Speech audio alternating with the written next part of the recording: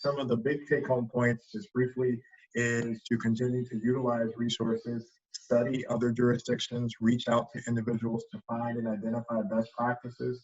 For example, we have created a public health advisory board or advisory group to provide guidance to the health officer and our public health team in terms of the metrics that we're looking at to reopen.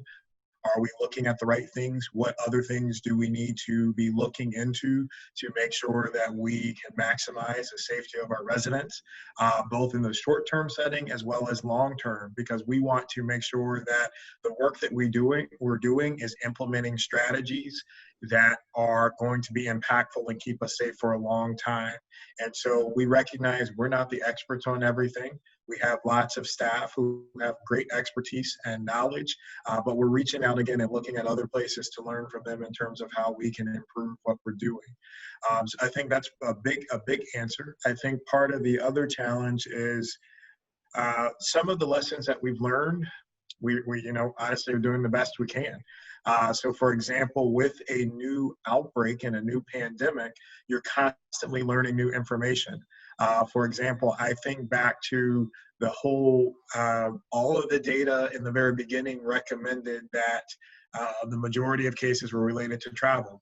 Well, it would have been great if we could test everybody that wasn't specific to a very narrow travel history.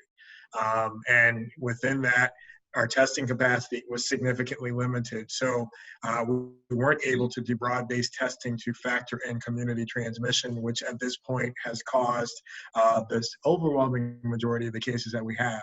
Similarly, I think another thing that we learned, and we will be able to move forward on next time, is that asymptomatic individuals do transmit.